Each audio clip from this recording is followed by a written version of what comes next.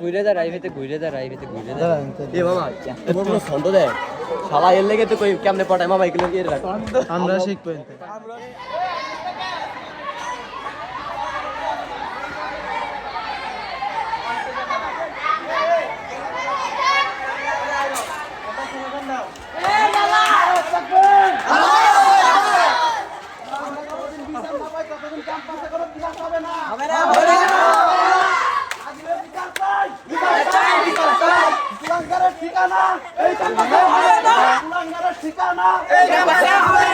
বিচার চাই বিচার চাই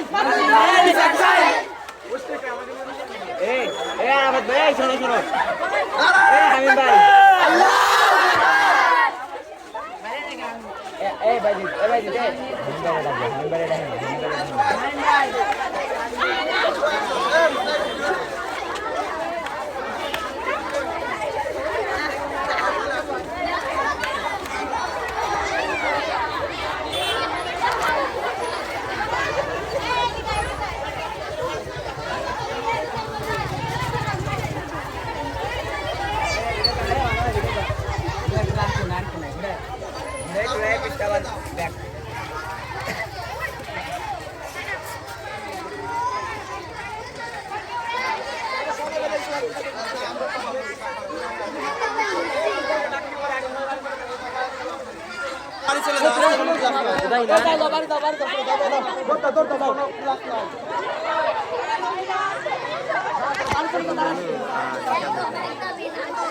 যার দরকার নেই যা দেওয়াটা তো গেছে চলে গেল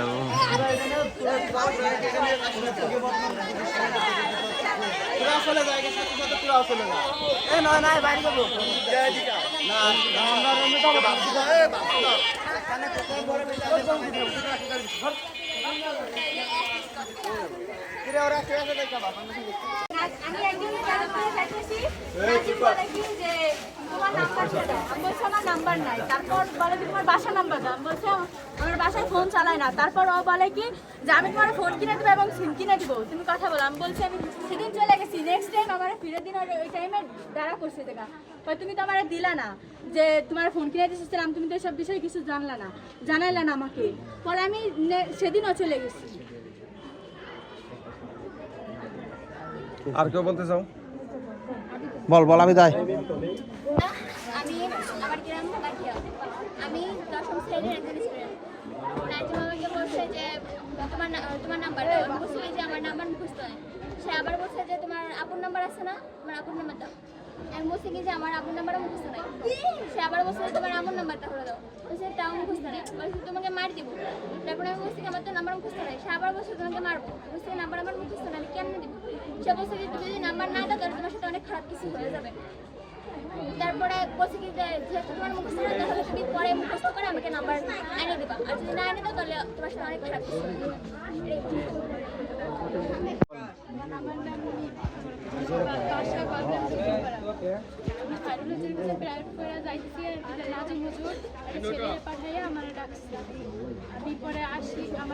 আমি আসি নাই পরে নাজিম হুজুর নিজে যেয়ে ডাকছে আমি আইসি করে সালাম দিছি নাজিম হুজুর বলে কি যে তুমি আমরা আবার তার আগে দিন স্কুলে গেছিলাম তারপরে সে বলে যে তুমি কি কালকে ওই দুষ্টুমির ভিড়ে ছিলা নাকি তারপরে তুমি একটা ভালো মেয়ে নর্মাল না হলো তুমি এইসব কী করে করলা আমি বলছি জি হুজুর আমি কী করে আমি তো এইসব বলি মানে আমরা যাই কী করছি আমরা যে মাঠে দাঁড়াইছি তারপর হুজুর ডাকছে চলে আইসি আমরা এখানে কী করছি আমরা তো কিছু করিনি কয় তোমার নাম্বারটা আমার দিয়ে যাও বলছি নাম্বার আমার কোনো নাম্বার নাই তোমার বাসার নাম্বার দিয়ে যাও বলছি বাসায় আমি ফোন ধরি না সে বলে যে তোমার মোবাইল কিনে দিব সিম কিনে দেবো তুমি আমার সাথে কথা বলো বলছি আমি পারবো না ফিরে দিন কি বলছেন আবার বলুন সে বলছে যে তোমার সিম কিনে দেবো মোবাইল কিনে দেবো তুমি আমার সাথে কথা বলবো আমি বলছি পারবো না কয় তারপরে পরের দিন বলে কি তুমি খাইরুল হুজুরের কাছে কয়টায় প্রাইভেট করো আমি বলছি 6টাতে 7টায় কয় তুমি যেই কয়টায় প্রাইভেট করো তার আগে আসবো তোমার সাথে কথা আছে আমি আসি নেই পরে এমনি যে কয়টায় আসি সে কয়টায় আসি প্রাইভেট এসি পরে হুজুর দেখি কি 2 তলায় পরে আমার ডাকছে, ডাকার পর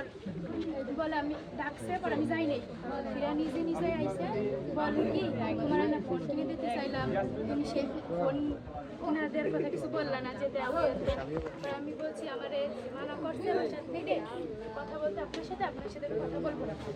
পরে আমার উপরে নিয়ে গেছে ডাইকে, পরে আমি গেছি, যাই আমি রুমের সামনে দাঁড়াইছি। সে বলে তুমি এখানে দাঁড়াই থাকো, 9টা পর্যন্ত এখানে কোনো জায়গায় যাবো না। আমি তো একদিন ওই দিনকে আবার আমি এক জায়গায় যাবো, তো আমি বলছি আমি যাবো চলে, আমার এক জায়গায় যাইতে হবে, দরকার আছে। সে বলে তুমি কোনো জায়গায় যাইতে পারবে না, এখানে দাঁড়াই থাকো 9টা পর্যন্ত। পরে আমি অনেক বলছি, তারপর সে বলে যে তুমি তো